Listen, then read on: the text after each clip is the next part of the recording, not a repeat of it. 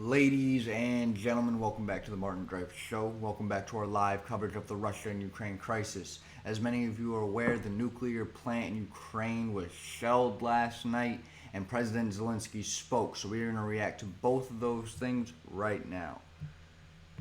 Obviously a terrifying thought for everybody in Ukraine and well beyond to think that Russian forces in the middle of this brutal war now control the largest nuclear power plant in all of Europe. They shelled that power plant first. They then engaged in a firefight with Ukrainian forces in and around it. And now we understand they have taken... That is absolutely terrifying. Not because oh, it's war and they're shooting. That's normal. We've seen plenty of that. They're firing at a nuclear power plant. Chernobyl's meltdown rains impacts to this day. People still don't go in there. And this is the largest nuclear power plant in Ukraine. Larger than Chernobyl. So, if this were to go...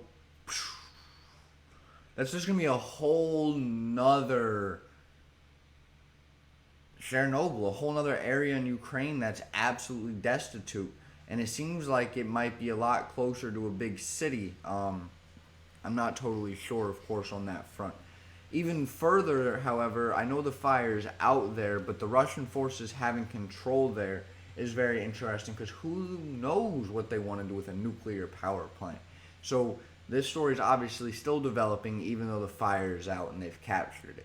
Control. President Zelensky of Ukraine says that the Russians would not hesitate to cause a nuclear disaster by breaking open one of those reactors. That seems a little far-fetched, frankly, but President Biden was concerned enough to get on the phone with... Well, that's scary to think because I do feel like President Zelensky knows better than this gentleman what Putin might be willing to do.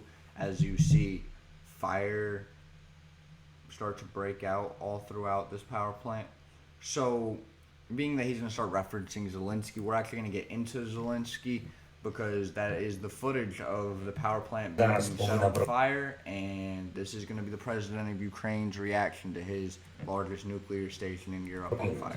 Горить найбільша атомна станція Європи. Прямо зараз російські танки розстрілюють атомні блоки. Це танки, обладнані тепловізорами. Тобто вони знають, куди стріляють. Вони до цього готувались. Європейці, прокиньтесь, будь ласка, говоріть своїм політикам. Російські війська обстрілюють атомну станцію в Україні. This is when Zelensky's actually telling his people in Europe to stand and tell their politicians that they need to do something. He's tired of asking politicians, so he started to take it to the streets. And honestly, his fear is, I believe, beyond his country, more than fair at this point. If he sets off one of the largest nuclear reactors at the largest power plant in Europe, then it's going to be a whole nother Chernobyl event. It's going to be a whole nother disaster. It's going to cause a whole nother hitch in the economy. So, from war to the economy to just the safety of Europe, I don't know that this is really an overreaction. Запорізьку атомну станцію, місто Енергодар. Там 6 енергоблоків, 6. В Чорнобилі вибухнув 1 енергоблок. In fact, he's saying that this disaster, if they decided to bring it to full scale, would be 6 times as bad as Chernobyl. Chernobyl's the worst nuclear disaster in history. He's saying it could be 6 times worse if they decide to blow up those reactors. So let that sink in for a second. Звертаюся до всіх українців, до всіх європейців, до всіх людей, хто знає слово Чорнобиль, хто знає, скільки горі жертв приніс вибух на атомній станції. Це була глобальна катастрофа. З її наслідками боролися сотні тисяч людей, евакуювали десятки тисяч. See, I don't know the full history of Chernobyl. I like to know my history, so it will be something I go research off camera more in depth. I probably should have more knowledge about it. Maybe on a second channel we'll do a reaction to it, but that's regardless. It caused hundreds of thousands of people side effects, dozens of thousands, so let's call it 36,000 people plus to evacuate. And he's saying Russia's trying to repeat it. Now, I'm not going to put any weight into what the Fox News or any news person says about what Russia is willing or not willing to do. They don't have clearance code. They don't have any delegates talking to other foreign ministries. If this gentleman is saying this, I'm going to put a lot more weight into what President Zelensky says over a random journalist saying, I don't know if that's an overreaction. You have to keep that in mind when watching things. All these people know more than I do.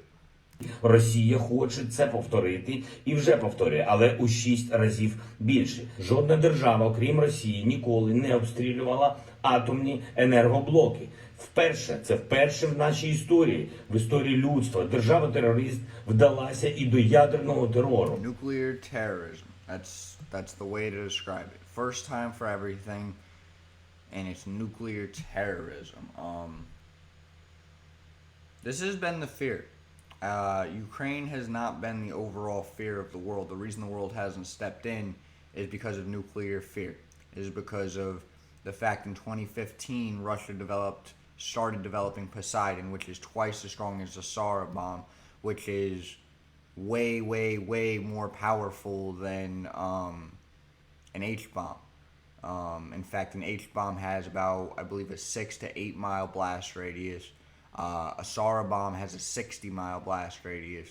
And although just because the Poseidon bomb is double the amount of power, it doesn't mean double the amount of radius, but it is double the amount of power as a Sara bomb. So it is 100% our biggest fear. And now the fact that they're working on blowing up nuclear reactors is kind of just, again, poking and prodding that fear some more. Either daring somebody to do something, or maybe it's that bear backed into a corner mentality and we all need to be really worried. Треба зупинити російських військових. Негайно кричить своїм політикам. Україна – це 15 атомних блоків. Якщо буде вибух, це кінець всім. Кінець Європи. Це евакуація Європи. Тільки негайні дії Європи можуть зупинити російські війська. Не допустіть загибелі Європи. I think that's the best spot to end on. I'm obviously going to let him finish, but don't let Europe die in nuclear disaster or catastrophe. That is overwhelmingly powerful. This gentleman is a speaker, is one of the greatest speakers I've ever seen. As far as American presidents that I've been grateful enough to see, he reminds me of Obama, JFK. President Zelensky is going to go down as one of the greatest speakers of all time, in my opinion. One of the greatest influences in a long time, I believe. And he's going to go down alive, I hope, obviously, as a symbol of unity and peace in Europe, and what we should look for in people that run our country. And I really hope that he survives. Від катастрофи на атомній станції. So, obviously that was a great place to end because that's where he ended. That just further highlights my point.